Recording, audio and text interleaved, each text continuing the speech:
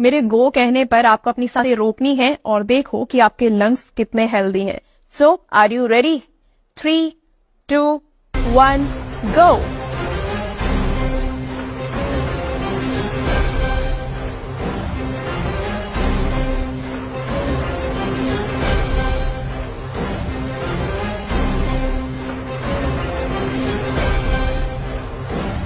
अगर आप इस स्टेज तक नहीं पहुंच पाए तो आपकी आर्टरीज प्लेग की वजह से ब्लॉक हो चुकी हैं। आपको जल्दी ही एक्सरसाइज शुरू कर देनी चाहिए।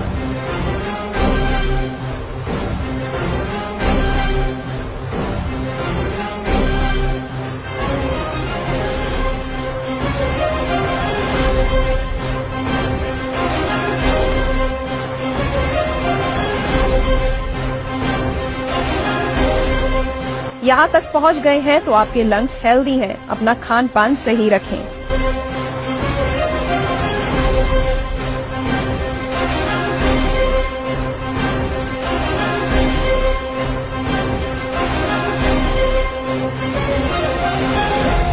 यहाँ पहुँचने के लिए बहुत हेल्दी लंग्स की जरूरत होती है और अगर आप यहाँ तक पहुँच गए हैं तो कॉन्ग्रेचुलेशन।